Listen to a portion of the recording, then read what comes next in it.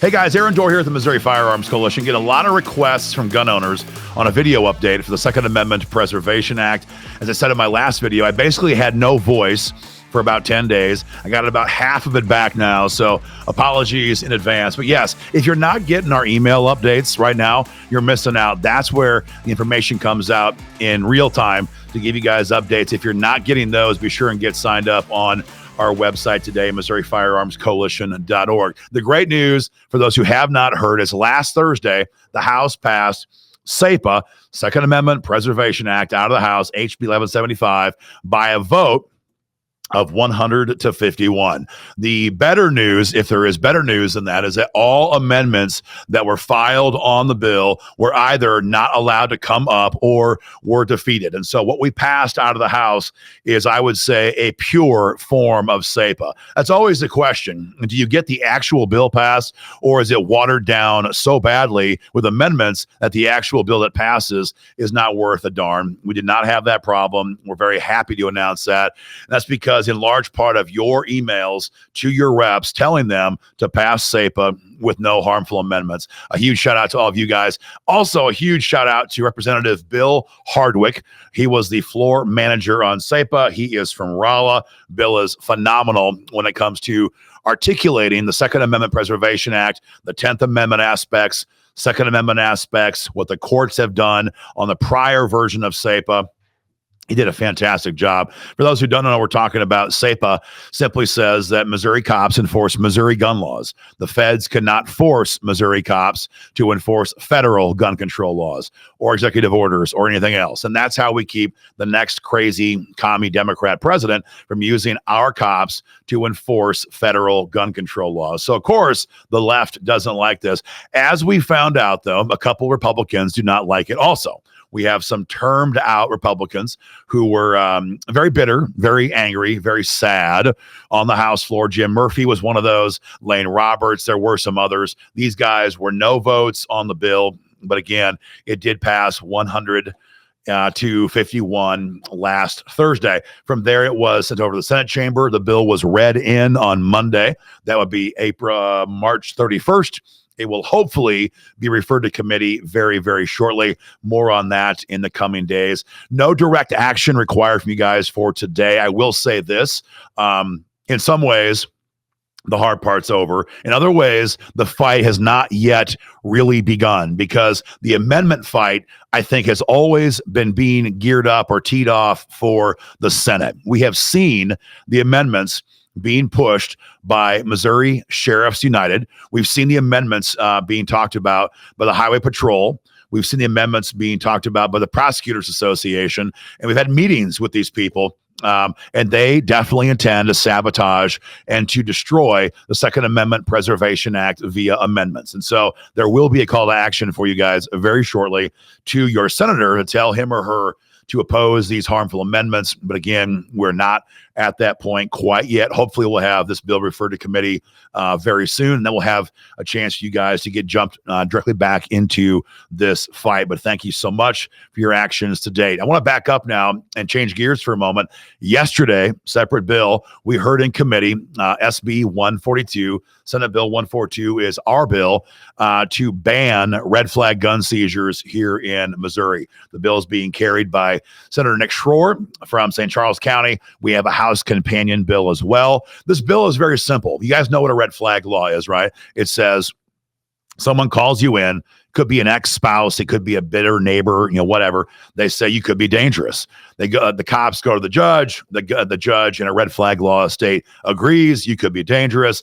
He or she cuts a seizure order.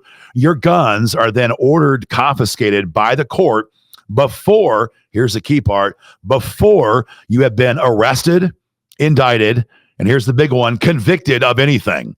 You are guilty until you come back into court 3 months later, 6 months later, 9 months later, and you prove your innocence. It destroys the idea of due process and innocent until proven guilty. That's what a red flag law does. Now, we do not have red flag laws in Missouri. We're hell-bent to make sure we never have red flag laws here in Missouri. This bill would ban them in the state by requiring there to be a conviction for a violent felony crime or a couple other scenarios before law enforcement could take away anybody's firearms. The idea in the days of a judge's order saying, you know what, he could be dangerous, here's an order, grab his guns, that will never be allowed to happen here in Missouri. We're going to stop red flags. In the interim and long term with this bill, we're going to ban red flag laws altogether in Missouri. At the end of the day, just like SAPA is more about the 10th Amendment than it is about guns, banning red flags is more about due process than it is about gun rights. It's about the idea that in America, we should have the ability to have our day in court, to confront our accusers, to bring forth witnesses, to bring forth our own evidence before the judge can decide to take away our freaking right to keep and bear arms. It is a due process issue more than it is even a Second Amendment issue. The bill was heard yesterday in the Transportation Committee, and we'll hopefully have this bill out of committee as early as next Monday. The bill contains civil penalties, so if certain jurisdictions, St. Louis, Kansas City, Columbia, whatever, would violate this, they could be held accountable with civil penalties that begin at $50,000 per occurrence. That is against the agency, not against the individual officer. It's interesting to me always to see in committee who comes out to testify, who's there fighting against our gun rights. Yesterday, oddly enough, nobody testified against the bill in committee. It was quite interesting to see. Barbara Washington, Senator Washington, is always, how do we say this? She is a peach. Senator Washington is a radical leftist Democrat, hates Second Amendment, and she was very upset with this bill, but nobody else came out there to oppose it. When I testified on behalf of you guys, our exchange was quite funny. We're going to have a video of this in the coming days. We're waiting for the audio to be given to us right now from the Senate. There's no video in these committee hearings, unfortunately. But yeah, she was attacking me in the bill by saying, you know, the bill requires there to be a violent felony conviction before someone's guns can be taken away. And I was like, yes, that's correct. She's like, do you not understand that some misdemeanor convictions should have been felonies, but people simply plead out? And I was like, Senator, I said, the entire room understands that Democrat prosecutors in Democrat-run cities continually don't do their job. They do not prosecute bad guys, or if they do, they always let them plead out to misdemeanors. So yes, we're very much aware that your colleagues in Democrat-run cities have made a mockery of the criminal justice system, and we're damn sure not going to be okay with a red flag law here in Missouri because your prosecutors in these Democrat-run cities will not do their freaking job. She didn't like that answer very much, but she didn't have a comeback to it because it is the truth. She asked me, she said, you support arming domestic abusers, don't you? She pretty much accused us of that yesterday because in Missouri, if you commit a felony level domestic violence incident and you're convicted, you lose your guns because you have a felony. But for a misdemeanor level, there is no prohibition here in Missouri. As I explained to Senator Washington, there is never going to be a situation where we have perfect freedom and perfect security. The only way to have that kind of a society is one where the government has all the guns and the people have nothing. We will not submit to that kind of a situation.